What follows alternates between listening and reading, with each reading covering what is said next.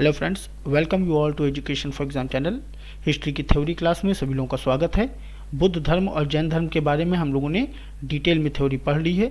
आज हम लोगों का शैव और भागवत धर्म के बारे में जानकारी करेंगे कि यहाँ से कहाँ से क्वेश्चन उठते हैं एग्जाम पॉइंट ऑफ व्यू से। तो चलिए क्लास को स्टार्ट करते हैं। पहले हम लोग पढ़ते हैं शैव धर्म के बारे में। शैव धर्म, इसके मुख्य बिंदु आप जान लीजिए। तो देखिए, शिव के जो उपासक थे उनको कहा गया था शैव। शिव का अर्थ क्या होता है? शिव का अर्थ होता है शुभ, कल्याण या मंगल। अब शिव की पूजा करने वालों को शैव कहा गया था और इससे संबंधित लोगों को, इससे संबंधित धर्म को क्या कहा गया? शैव धर्म कहा गया। ठीक है ना।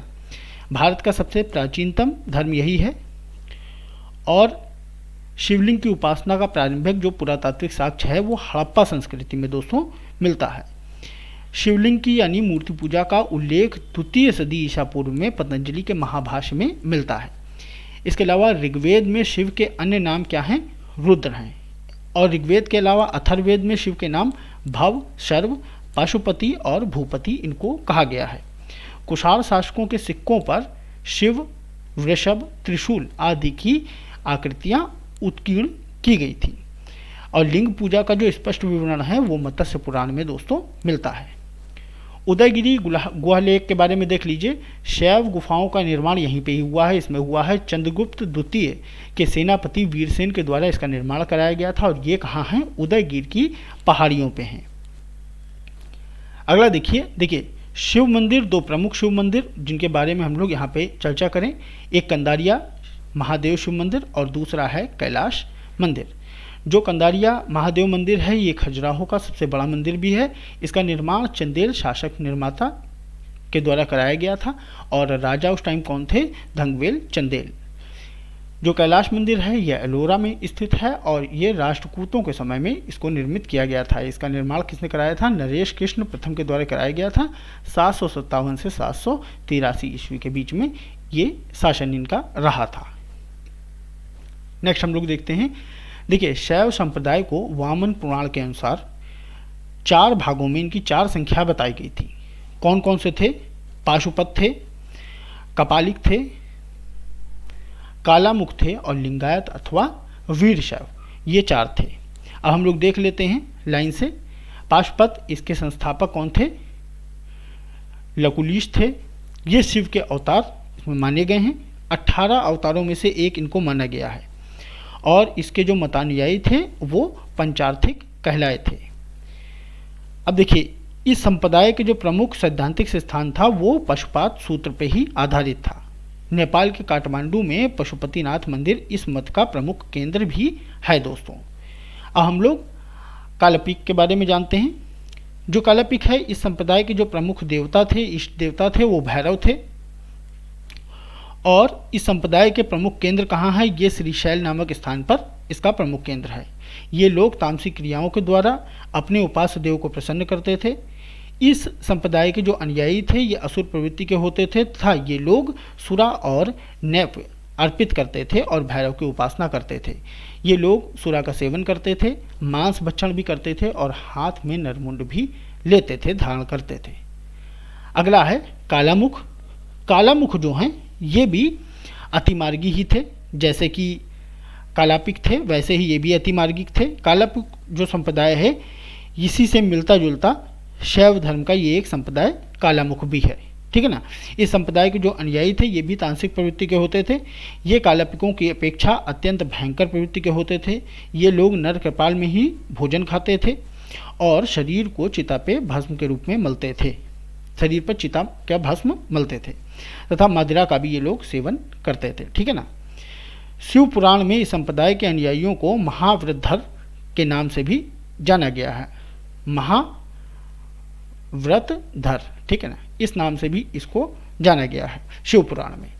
अगला है लिंगायत अथवा वीरशैव। लिंगायत अथवा वीरशैव ये अधिकतर दक्षिण भारत में, विशेषकर कर्नाटक में ये प्रचलित थे। इन्हें जंगम भी कहा जाता था और इस संप्रदाय के जो लोग थे ये शिवलिंग की उपासना करते थे। इस संप्रदाय के जो अनुयायियों का विश्वास था कि भक्ति ही एक ऐसा साधन है जिसके द्वारा मोक्ष को प्राप्त किया जा सकता है। नेक्स्ट देखते हैं भागवत धर्म। भागवत धर्म या वैष्णव धर्म। वैष्णव धर्म भागवत धर्म सेम ही है, ठीक है ना। अब इसके बारे में देखते हैं, भागवत धर्म के जो प्रमुख बिंदु हैं उनके बारे में देखते हैं। जो भागवत धर्म के जो प्रवर्तक हैं वो कृष्ण को माना जाता है, भगवान कृष्ण को माना जाता है। और जो भागवत धर्म के विषय में प्रारंभिक जानकारी मिलती है ये उपनिषदों से मिलती है। भागवत धर्म का उल्लेख मौर्योत्तर काल में हुआ है। उद्भव इसका मौर्योत्तर काल में इसका उद्भव हुआ है। इसके धर्म के संस्थापक जो हैं वासुदेव कृष्ण थे, जो विष्णु वंशीय यादव कुल के नेता थे। इनका निवास स्थल कहाँ था? मथुरा में इनका निवास स्थल था। अब देखिए दूसरा, छंगोदय उपनिषद में श्री कृष्ण का उल्लेख सर्वप्रथम मिलता है। उसमें कृष्ण को देवकी पुत्र और ऋषि घोर अंगिरस का शिष्य बताया गया है। ये भी अच्छे से ध्यान रखिएगा, ऋषि घोर अंगिरस का शिष्य इनको बताया गया है। किसमें बताया गया है? छंगोदय उपनिषद में। साथ ही देखिए भागवत धर्म है और भागवत धर्म तथा वासुदेव की पूजा का उल्लेख कहाँ किए, किसने किया है? ये पाणिनि ने किया है। भागवत धर्म संभवतः सूर्य पूजा से ये संबंधित है। भागवत धर्म का जो सिद्धांत है ये भागवत गीता में निहित है। इसके अलावा देखिए भागवत धर्म संबंधित प्रथम उपलब्ध प्रशस्त स्मारक जो है वो कौन सी है? विदिशा का बेसनगर गरुड़ स्तंभ।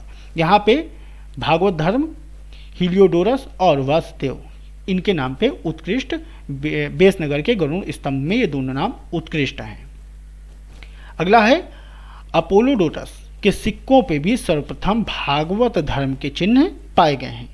संभवतः ऐसा कहा जाता है कि महाभारत काल में कृष्ण का तादात्म्य विष्णु से किए जाने के कारण यह वैष्णव धर्म कहलाया था। विष्णु के जो 10 अवतार थे, आगे देखते हैं, विष्णु के जो 10 अवतार थे, पहले पंचवीर जान लीजिए फिर आगे आपको ये बताता हूँ। पंचवीर का उल्लेख किया गया है। इसमें पंचवीर में कौन 5 हैं? संकीर्षण, वासुदेव, सांब, प्रद्युम्न और अनिरुद्ध। इसका उल्लेख कहाँ किया गया है? ये पाषाण लेख में इसका उल्लेख किया गया है। और जो विष्णु के 10 अवतार का उल्लेख किया गया है ये कहाँ किया गया है? ये मत्स्य पुराण में 10 अवतार का उल्लेख मिलता है। 10 अवतार कौन कौन से हैं वो भी आप सुन लीजिए। मत्स्य, कूर्म, वराह, नरसिंह, वामन, परशुराम, राम, बलराम, बुद्ध और कालकी, ये 10 अवतार हैं। जो गुप्त नरेश थे ये वैष्णव मत के अनुयायी थे और गुप्त शासकों का जो राजचिन्ह था वो गरुड़ था दोस्तों। इसके अलावा एक जो इम्पोर्टेंट पॉइंट है, कई बार इसमें पूछा जा चुका है, दक्षिण में जो वैष्णव धर्म का विस्तार था ये अलवार संतों के द्वारा किया गया था। दक्षिण में किया गया था। इनकी संख्या कितनी थी? इनकी टोटल संख्या थी 12। संख्या इनकी थी 12। अच्छा, इसमें संतों में जो आंडाल थी ये एकमात्र महिला संत थी जिनको दक्षिण की मीरा, इनको दक्षिण की मीरा के नाम से भी जाना जाता है। दक्षिण की मीरा के नाम से भी इनको जाना जाता है। तो आज हम लोगों ने देखा शैव धर्म और वैष्णव धर्म यानी भागवत धर्म के बारे में डिटेल में हम लोगों ने देखा है। जितना भी एग्जाम में पूछा गया है अभी तक का सारा वो कवर किया गया है। मेरे साथ जुड़ने के लिए सभी लोगों का बहुत बहुत धन्यवाद। अगर आपको ये वीडियो अच्छा लगा है ज़्यादा से ज़्यादा अपने फ्रेंड में शेयर कीजिएगा, वीडियो को लाइक कीजिएगा। अगर चैनल को सब्सक्राइब नहीं किया है तो चैनल को सब्सक्राइब कर लीजिएगा। मिलते हैं नेक्स्ट वीडियो में, तब तक के लिए take care all, bye bye.